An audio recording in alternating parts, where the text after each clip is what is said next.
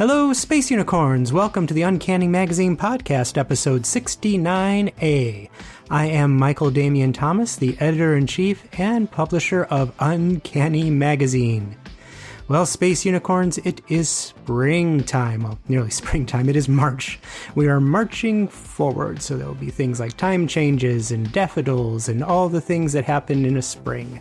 Though right now, actually, while I'm recording this, there are feet of snow in the northeast of America, and I hope everyone there is okay. But yes, it is a time for change, a time of rebirth, a time of things renewing. And here in Urbana, it is fine. There's not a lot of rebirth yet. Not seeing a lot of stuff outside, I should say. But other things, they are happening. And Uncanny is still here, Space Unicorns. Hope all of you are doing okay right now and are just keeping as safe as you can.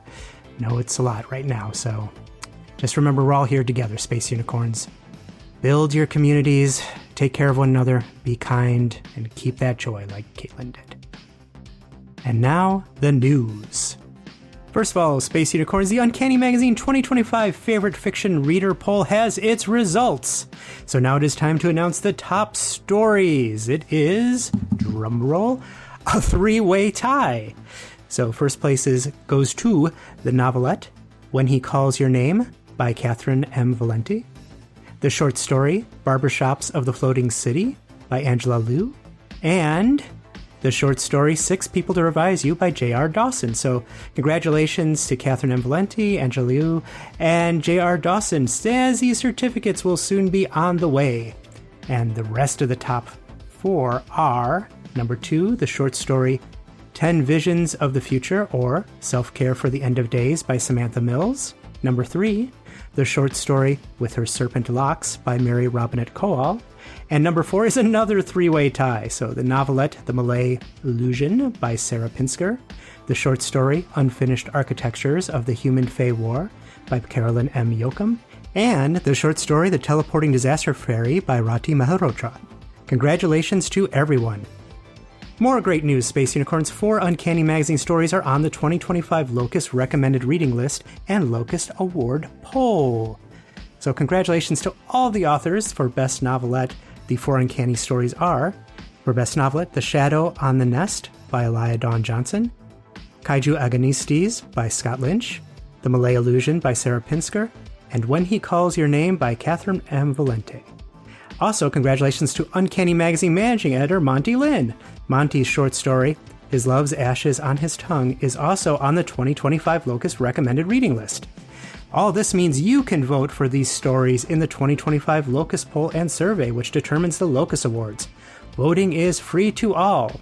Along with these stories, Uncanny Magazine is also eligible for a Locust Award in the Best Magazine or Fanzine category, and Michael Damian Thomas, that's me, is eligible in the Best Editor, Pro, or Fan category.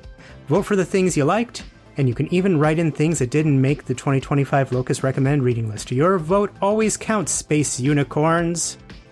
And finally, Space Unicorns, Hugo Award nominations for the LA Con 5 Worldcon 2026 are open. This year, Uncanny Magazine is still eligible for the Best Semi-Prozine Hugo Award. Michael Damian Thomas, that's me, is also eligible for the Best Editor Short-Form Hugo Award for editing issues 62 through 67 and content editing the It's Storytime with Will Wheaton podcast. Note, if you are nominating Michael Damian Thomas in this category, please only list me. I solo-edited Uncanny Magazine in 2025. The stories listed on our award eligibility blog post are eligible in either the short story, novelette, or novella categories. Please also note that essays are eligible for the Best Related Work Hugo Award, and poetry is also eligible for the Hugo Award this year. You can see a list of all of our eligible poetry on the poetry eligibility blog post. As Uncanny is a semi-prozine, all of the essays and original art also contributed towards the creator's Best Fan Writer and Best Fan Artist Hugo Award eligibility. As always, read widely and nominate the things you loved, Space Unicorns. And now, a word from our sponsor. Get ready for LA Con 5, the 84th World Science Fiction Convention.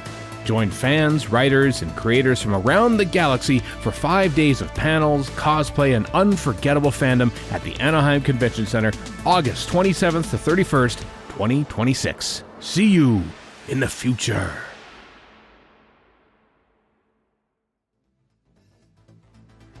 And welcome back. In this episode of the Uncanny Magazine podcast, we feature the story What We Mean When We Talk About the Hole in the Bathroom by Angela Liu, the poem The Mighty Impervious Woman Considers Retirement by Izzy Wasserstein, and finally, I interview Angela Liu. So Angela has been writing if you read short fiction, you're seeing a lot of stories by Angela, and she writes so many good stories, and quite a few for Uncanny Magazine, as you may have remembered from earlier news about the poll results. What we mean when we talk about the hole in the bathroom is another Angela Liu story that's just so powerful, well written. The character studies are fascinating. The concepts are just weird and wonderful. And really, it just pulls you in and you want to see what happens. It's just such a fabulous story, and I know you're all going to love it. And now, What We Mean When We Talk About the Hole in the Bathroom by Angela Liu, as read by Matt Peters.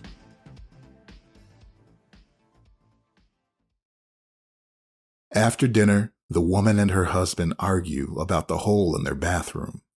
It's not such a big hole, 2 feet by 2 feet. The kind you might drop your garbage into every Thursday night and never think about where it goes. The kind just large enough for an adult to climb into and never be seen again. Are you going to touch it? The husband asks as the woman leans in across the bathtub.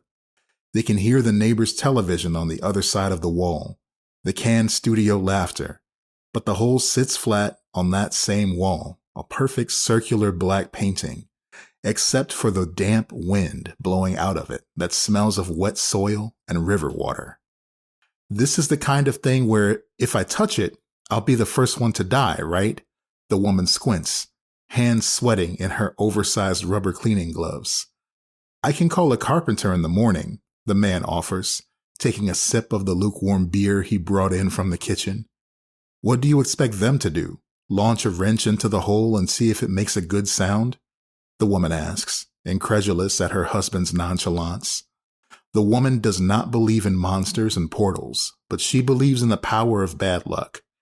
Do you know how many times I've gotten screwed for absolutely no reason? She sometimes asks, parading out a laundry list of workplace grievances and childhood traumas, her laptop crashing right before a pitch presentation. The time she took a 4-hour bus ride to Vatnajökull just to be told the ice cave had flooded 30 minutes prior and was no longer safe to enter. The elementary school classmate who choked her on the playground after she told him to stop stepping on ants. To her, an inexplicable hole in the bathroom is another piece of evidence in her long history of misfortunes. The man does not believe in bad luck or karma. He believes in a good night's sleep, that anything can be fixed with enough rest. I'm just saying, maybe it would be better to just go to sleep, the man says. Maybe it'll be gone in the morning.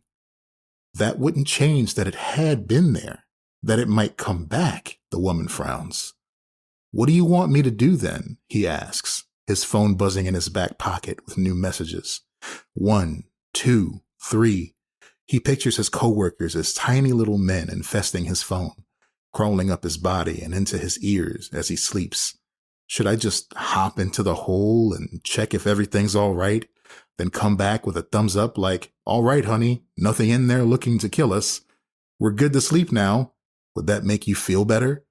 His phone vibrates again, and he fights the urge to take it out and fling it into the hole. The woman bites back her tongue. She can't look him in the eye. She hasn't been able to, really, in years. She can't tell him what she sees when she looks at herself in the mirror, or worse yet, the thing she sees reflected in the brown irises of his eyes when he looks at her. The man and woman have been married for over 10 years. They were matched on eHarmony, each filling out the hour-long compatibility survey, though neither would ever admit this to any of their friends who come over for wine and board game night. I TA'd one of his classes during college, the woman lies with practiced confidence, a hard lemonade in hand. She is a different person in front of their friends, charismatic and funny, the popular side character in a sitcom. Only the man has seen her crying in the bathroom after work, the way she stares at her own reflection in the mirror, mapping out its imperfections. He emailed me a bunch of statistics questions just to start a conversation.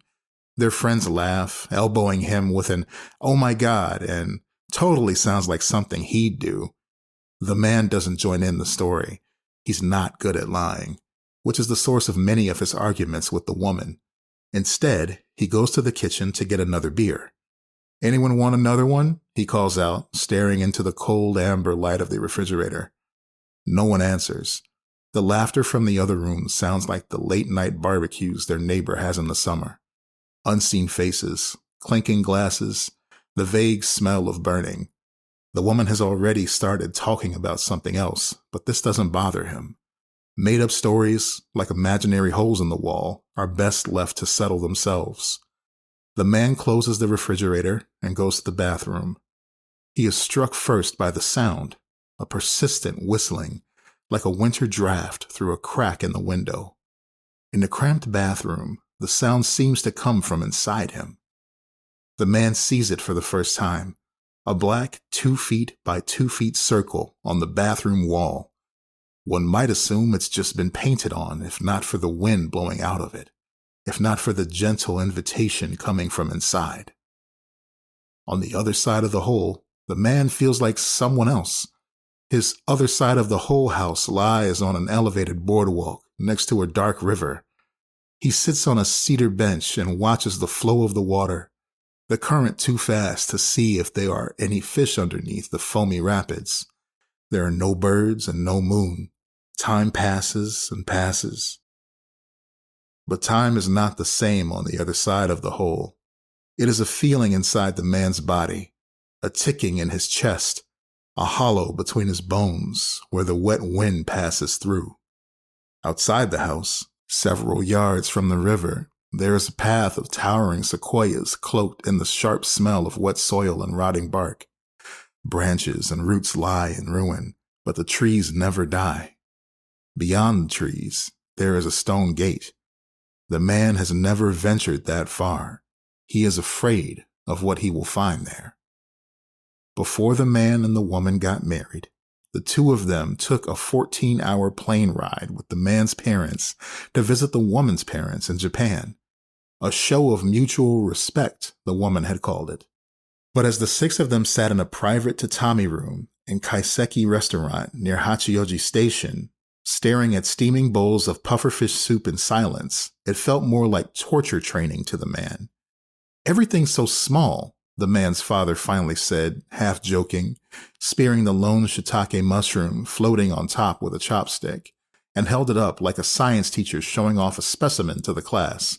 "But it all tastes great," his mother followed up, flashing a sympathetic smile like everyone always did when they heard the woman's family lived overseas.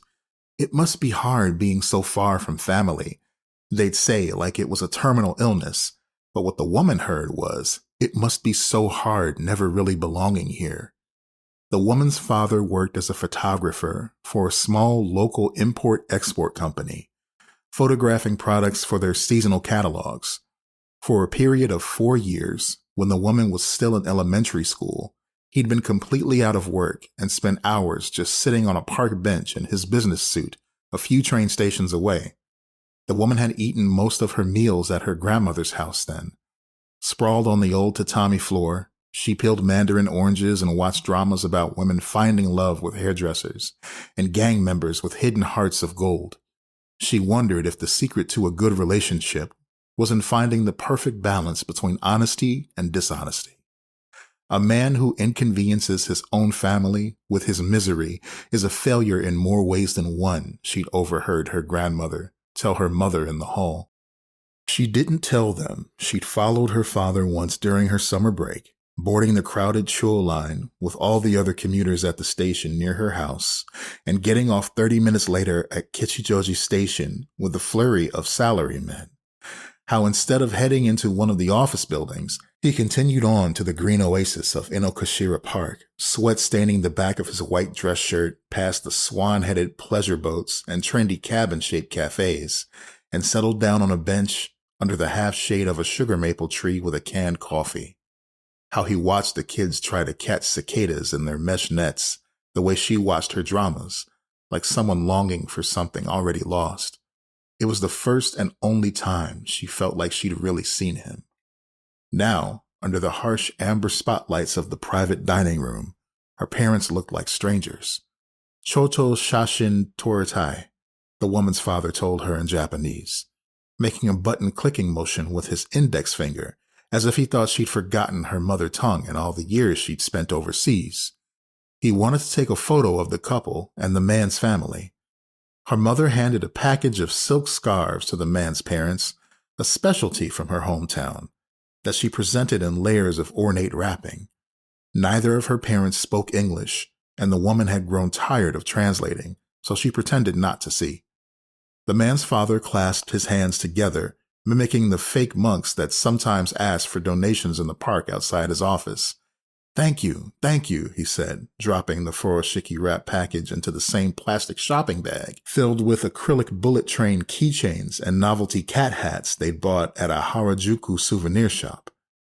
When the woman's father took out his DSLR camera, the man's parents laughed a little. No big deal, this should be fine, right? His father said, waving his cell phone dismissively. After dinner, the woman's parents insisted the couple stay overnight in their house. The woman had not been home in years and immediately accepted the offer. Did your parents like dinner? She asked as she and her husband changed out of their sweaty day clothes in her old bedroom. Her parents had left it exactly as she remembered, down to the flower print sheets on the bed and the clear box of small Sanrio erasers and gel pens on her desk. In middle school, she'd written a love letter with those pens after her friends pressured her and watched the boy laugh as she showed it to his friends. Who knows? They were probably wowed by all the tiny dishes, the man said, his feet sore from all the walking during the day. His shoulders ached from carrying his parents' shopping bags and his mother's 1.5-liter water bottle. It's better for the environment, she reasoned, slipping it into the man's backpack as she Googled flights for a friend's daughter's wedding. The woman watched the man scroll through his phone. Did you enjoy dinner? She asked, staring at her own reflection in the full-length mirror on the back of the door. Her old posters of idol bands still taped to the wall, their eyes watching her like her grandmother used to when she came home from school with new bruises. But the man didn't hear her question, his brain fogged with jet lag and thoughts of the awkward breakfast tomorrow morning with the woman's parents. What was he supposed to say to them? Did they even like him, or were they simply criticizing him in a language he didn't know with a smile on their faces? Every action, every word, was a potential landmine that no one would warn him about, not even his wife. He needed a good night's sleep to mentally prepare himself. By the time the woman asked her third question, the man was already snoring, dreaming of summer rooftop bars, of boats sailing across dark open oceans and movies projected into the night sky, of a happier version of his wife, far away from the canned laughter and punchline questions of her acquaintances, of a happier version of himself. Do you love me? The woman asked, but the old walls had no answer. The world on the other side of the hole is drained of color. There is neither day nor night, only a perpetual ocean spray of gray. Distance, like time, is a feeling that the man cannot trust. One day, night, as he sits on his bench, he sees someone standing under the stone gate. Hello? He tries in that same big voice he uses when traveling with his wife through crowded train stations, the one he uses when he is afraid of being left behind. The person doesn't answer. Do you know what this place is? The man asks in that same booming voice. The person turns away and dashes off. The man follows. Soil squelches under his feet, roots rising out of the ground like tiny hurdles. He leaps, stumbles, scrambles back up, his body moving before his brain, his breath quickening. He feels the burn in muscles he hasn't exercised in years. Yet no matter how fast the man runs, the person never gets any closer. The path of gray sequoias stretches infinitely. Distance, like love, is a feeling you cannot measure until the end. A sharp gust of wind rustles through the trees, tearing leaves from branches. Hey, wait, the man shouts, panting, but the person keeps running. He watches until they're nothing but a dot on the gray horizon, and he is alone again. I just wanted to talk, he mutters. In the hotel room on the night of their wedding, with her face still caked in makeup and her $200 hairstyle, insisted on and paid for by the man's mother, hanging in limp curls, the woman told the man a secret. She desperately craved fries and Coke. Even after all that grilled salmon and foie gras? The man asked, tracing a finger down the woman's arm to the center of her palm. She was tired and a little drunk, but was eager to hold his new wife without all the extra layers of clothes and wedding planning stress, all the baggage of her family and his. The first time they'd slept together, he'd been so afraid of screwing up that she'd had to guide him through the whole thing like a high school sex ed pamphlet, both of them laughing awkwardly. She hadn't been his first, but he had been hers, and that made him more nervous, like he could ruin her if he wasn't careful. Give me fries over caviar and foie gras any day, the woman sighed, lying down on the bed, kicking off her heels. My dad used to say that. The woman's parents couldn't attend the ceremony due to travel restrictions, but they'd participated via Zoom and sent her a gold scarlet kimono that belonged to her grandmother to wear as a change of outfit. The fabric still hung on a velvet hanger in their bedroom like an embroidered ghost because the woman had no idea how to put it on. You all must have grown up eating a lot of garbage, the man joked, but the woman suddenly froze. What's that supposed to mean? She asked. I was just kidding. My family's had caviar and foie gras before. It's not that big a fucking deal. I know, look, I'm sorry. They paid for that kaiseki dinner with your parents, didn't they? It was so goddamn expensive, and who knows what they were eating afterwards, but they wanted your parents to feel welcome. The man didn't say anything. Nothing of the complaints his parents had afterwards, about how long the food took, the disgustingly humid weather, the general slowness of everything and everyone in Japan. Marriage was about compromise, wasn't it? Braiding your mutual dissatisfactions until they became something small enough to tolerate. The hotel room's large vanity mirror reflected the open back of her dress like a pale moon, her skin smooth, old bruises long healed. Have you ever felt like you're just staring out of a stranger's eyes? The woman asked, covering her face with her hand as if the ceiling lights were suddenly too bright. And this stranger is strangling the real you, but you have no idea how to get back into your own body, no idea how to save yourself? The woman's voice was small, so small the man felt like she might disappear if he didn't hold on to her with both hands. But the man was afraid too, of the verbal landmines and his own clumsiness, of the gravity of a confession. The man zips up his parka and puts on the woman's garden gloves. They're too tight and a little wet inside from the woman's sweat, but he doesn't say a thing. The woman asks if he needs anything else. She pulls open the mirror above the sink, looking for something useful on the small shelf behind it. Perhaps he could use the dental floss like a garrote, like in the spy films they used to watch. She laughs, so he knows she's only kidding. He looks at her in the mirror as if looking at himself. He thinks of how they'd spent hours talking on the phone every night before meeting in person for the first time. Just a voice with an endless history to explore. She'd mentioned her bad luck even then, laughing nervously into the receiver. You must think I'm a weirdo, she'd said then, staring at her own reflection in the window as she heated herself some late-night soup. I hope you don't end up hating me eventually. The microwave beeped in the background. She immediately regretted the words. How many times had her friend told her she was too much of a downer? Hadn't her grandmother always told her to be less cynical, to smile and be positive, to be less like her father? No one wants to be with someone who is sad all the time. I won't ever hate you, he'd said then.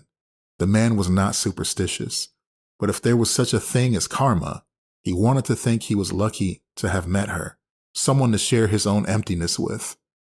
In another timeline, the man steps out of the bathtub and holds the woman in his arms. He tells her the hole in the bathroom is real, that he's been lost inside it countless times, but that he will always find a way back to her.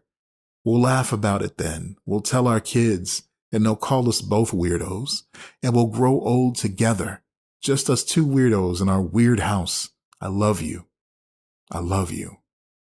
But here, the woman is just out of reach. A stream of small mistakes, misunderstandings, at unspoken words building up into a dark river between them. A path of endless trees, their roots gnarled, bleeding water. The hole in the bathroom wall pulses behind the man, close enough that he can smell its burning scent. It calls to him. On the other side of the hole, the man sits on the bench watching the river. Time is a gash in his chest, leaking something he doesn't quite understand. Something warm and precious, like blood, like summer light. He wonders if it's always been this way, if his life on the other side with his wife has always been the one that he's imagined. Water splashes up from the river, the rumbling current like an earthquake. Light filters through the new leaves on the trees. He can almost taste it against his skin. No matter how many times the trees shed their leaves, there are always new ones to take their place. No one waits under the stone gate. It sits in silent ruin in the distance, long abandoned. Beyond it, a bone-white sky. Once upon a time, someone had waited for him under its stones, waiting to be pulled back.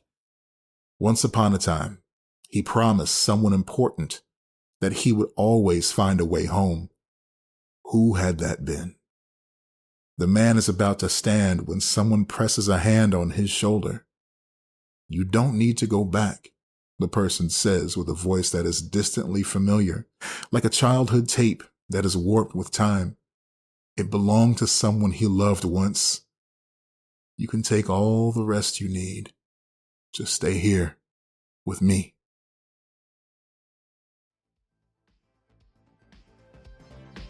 Angela Liu is a Chinese-American writer-poet based in New York City and Tokyo.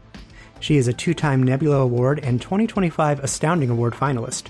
Her work has also been nominated for the Hugo, Locus, Ignite, and Riesling Awards. She previously researched in mixed reality at Keio University in Japan, with a focus on new narrative platforms and tangible interfaces for remote communication. Her stories and poems are published forthcoming in Clarkesworld, Strange Horizons, Lightspeed, and Logix, among others.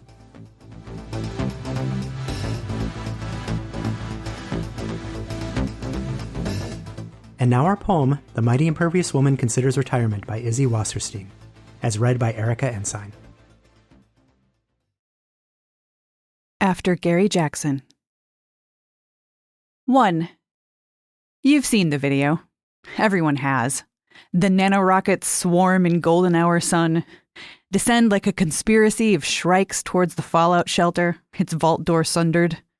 I hold the gap, my silver costume shining, until millions of explosions bloom red and orange against my body. When the smoke clears, I stand unharmed, one hand raised, flipping the bird at the machine's alien masters. That's how the world learned my moniker isn't a boast. In photos, I'm freeing survivors from wreckage, my too white smile saying, "You're safe. It's over." Afterwards, in the darkness of my studio, I sat like a stone. 2. I worried about you from the start, my mother says. You were so trusting, so open-hearted, and I thought, the world will devour you. I don't remember trust, only fear. Hot stoves and lunchroom taunts, getting jumped on my walk home, the first girl who kissed me calling me a dyke. Always the fear, the world tearing at my throat. Later, when the goddess chose me, told me she could make me impervious to matter, energy, and mind, I heard the promise, ignored the warning. 3. After that, fear couldn't touch me. Nothing could. Mars, red-eyed, slavering, shattered his blade on my skin. Disintegration rays tickled faintly. When Dr. Dementia's psychic claws scraped against my gray matter, he retched and fled. The public idolized me, thinking unwoundable meant undamaged. Women wanted me, wanted impervious woman. For a while, that was enough. Until they needed more. Until, under my gleaming surface, they glimpsed my empty depths. 4. Last night, the immortal one wouldn't stop. She battered herself against me. Too late, I saw what she meant to do. I fled, but she was faster, relentless. Impact upon impact. At last, her body dissipated like a wave drawn back to sea. We were often enemies, sometimes allies, once lovers. That's how she learned how to end it. I stared at my hands, unbloodied, without even a chipped nail. I don't blame her. The goddess was my way out, and I was the immortal one's. 5. The world will devour you. Mom's voice in my head. My costume is a face, is a barrier, is someone else. If I set it aside, what remains? A girl, afraid. A squawk breaks the silence. The police radio speaks of civilians under threat. This life hasn't shattered me yet, or it did long ago. I'm out the window, a silver streak. A hero, you know? You've seen the video.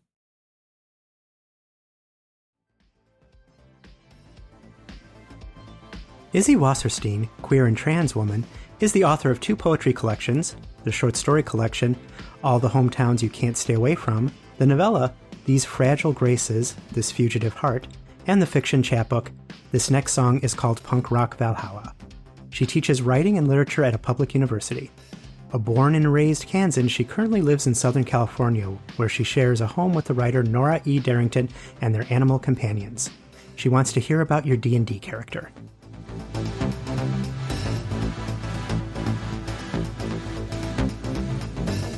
Thank you for joining us on the Uncanny Magazine podcast. Today I'm joined by Angela Liu, the author of this month's podcast story, What We Mean When We Talk About the Hole in the Bathroom.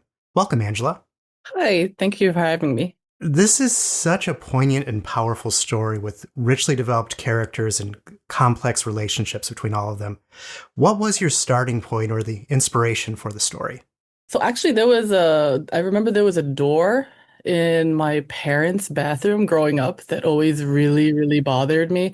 And it was stuck kind of behind, like half behind a drawer and like a bunch of like toilet paper and toiletries that my parents would stack. But you can like see half of the door and you could kind of see the doorknob. And I remember growing up and like always trying to like open that door, but like it wouldn't turn, it was locked. And it was just something that bothered me for like so long. And so I started off with this idea of, okay, I really want to write a story about that hole or that portal in the bathroom. Mm-hmm. And so from working from that image, like for most of my stories, I always start off with that one image that I definitely want to include as the core image of the story. And so I started exploring like, okay, how would different people react to this kind of hole in the bathroom? Right. And so what I ended up finding was that I really wanted to explore this kind of married couple having this petty argument about this hole in the bathroom. Like just after a while in a marriage, like you sometimes have difficulty finding like what are the big meaningful battles and what are the small battles. Right. And so there's this huge bathroom, there's this ominous bathroom hole, and they're having like a very petty argument about, okay, you're gonna go in, or you're gonna call the carpenter, okay, you never go in. And it just I really loved that kind of contrast between this hole and their like petty argument. And then so working back from, okay, so I have the hole, that's the core image, and then I have the people that I want to be talking about. It's going to be this married couple. What is this hole kind of to these people? And so like what could the hole represent for this couple? And I found myself exploring about like the different types of dishonesty. I find like I really wanted to talk about like how do people lie to each other? Like it's not always just like a straightforward lie, especially like say for instance in a marriage or in a relationship. And so I found with the wife, like she's just more straightforward, like making this kind of identity for herself. She's like lying about how she met her husband. She lies to her parents about whether or not she heard them, and like just very straightforward lying. That's how she creates this identity for herself that is kind of what her grandmother wanted, I think, in a way, like how she portrays herself to others through these lies. But the husband is more just, he doesn't know how to lie. And so his way of being dishonest is more how he bottles everything up. Like he doesn't talk to people. He doesn't talk about his feelings. And when I started thinking about that, I thought, okay, that's like a perfect representation of what a hole in a bathroom kind of is as well. It's this kind of ominous opening where you can't really look into it. You don't really know what's going on. You don't really know what it's trying to say to you. You don't know what's on the other side. And so that kind of was like the beginning of, okay, maybe that hole in the bathroom is very similar to that kind of hole in the guy that he's not talking to people about. Right. Did you ever find out what the door was at your parents' bathroom? Oh my God, I really don't know. I really want to go. Now it's owned by a completely different family now, and I always feel like this creeper whenever I walk by the house, and I'm just like thinking about that bathroom hole, but like I never found out what it was. It was always locked, and Right. I don't know what it led to. Oh, I had a house where we had like the bathroom had outside a very tiny door, like it was like a little. So I like it opened up to the plumbing of, but it Yeah. always looked like when you're walking up the stairs, like it was a door for like gnomes or something to get into the bathroom.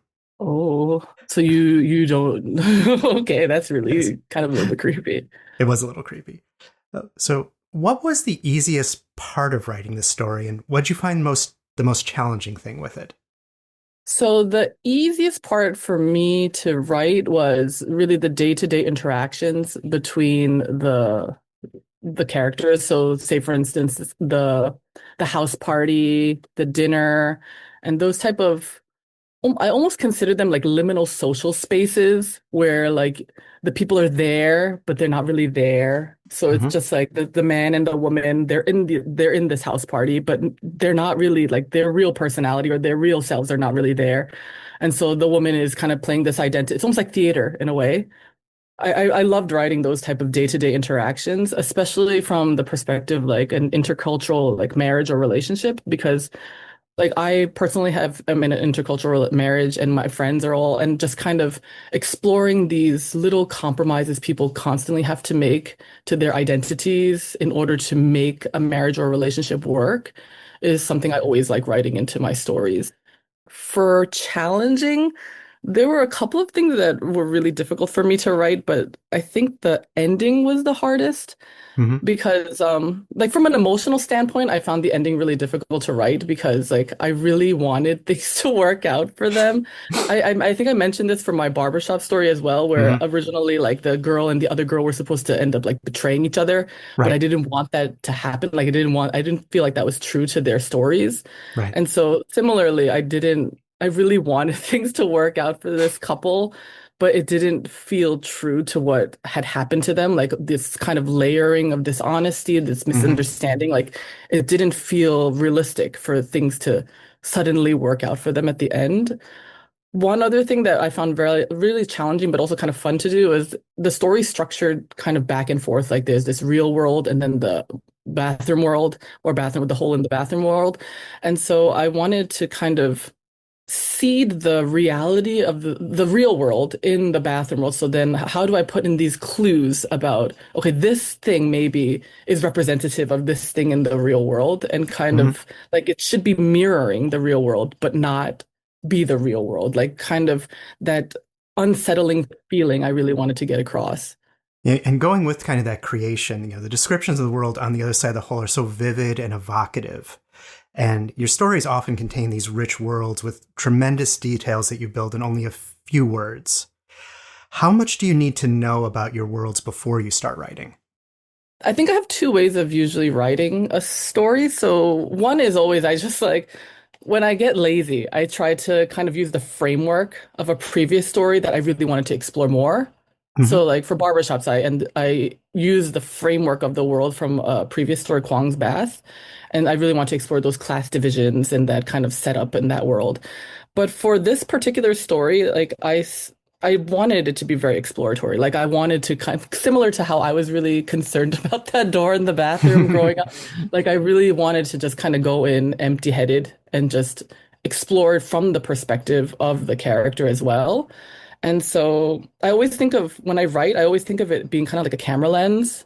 And so, okay, I'm in the guy's eyes. Like, okay, so when he goes through the hole, what is the first thing he sees? And Hmm. so it's like when you get off a plane and you smell the air of a new city, or you see the lighting of a new city.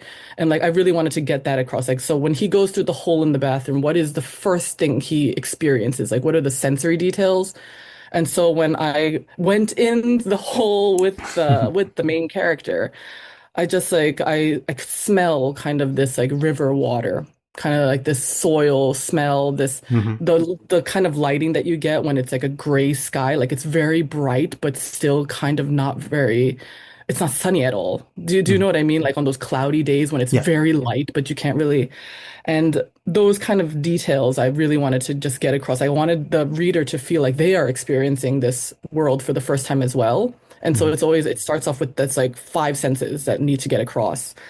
The only thing that I was very conscious of from a world building perspective for this story was that because this whole is connected to the house, I felt like it had to be still kind of like a funhouse mirror of Right. our world. Like it can't just be this kind of fantasy world. Hmm. And so from that perspective, I wanted to get across like, okay, what are some things that are so distinctive about our world that would not be there then? Like, why would that, what kind of things would make that world feel real but kind of weird?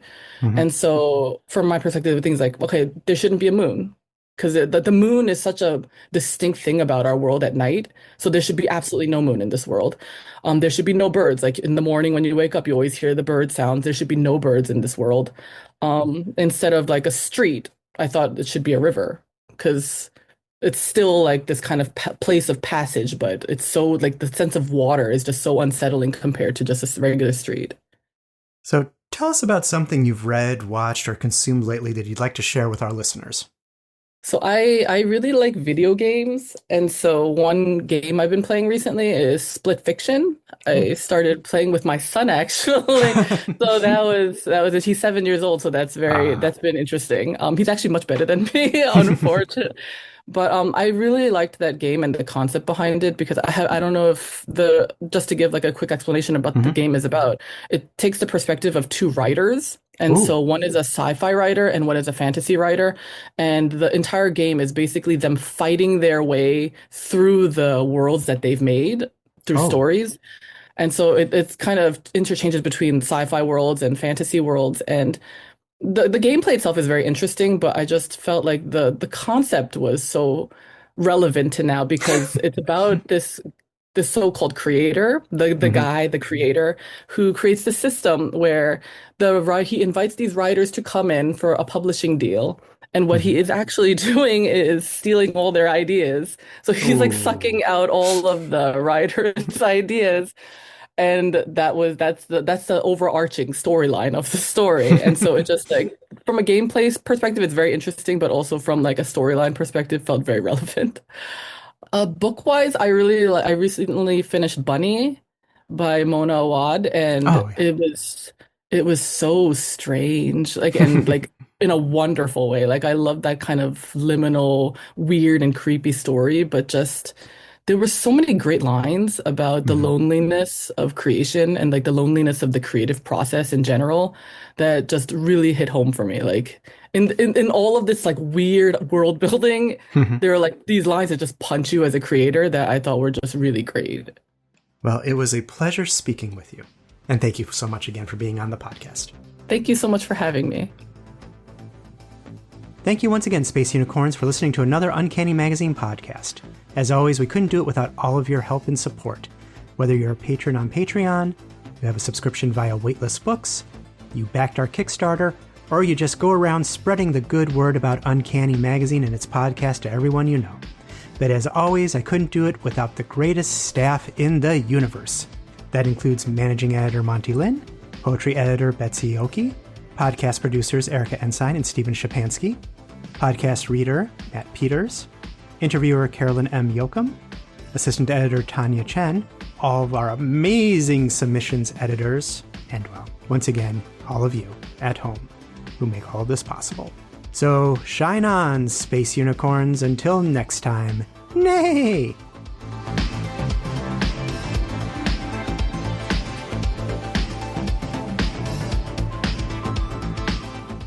The Uncanny Magazine podcast theme is courtesy Null Device. Want to join the Space Unicorn Ranger Corps? You can find poetry, stories, and non-fiction every month in Uncanny Magazine. Go to uncannymagazine.com or subscribe to the ebook version at weightlessbooks.com. Uncanny Magazine Podcast, copyright Uncanny Magazine.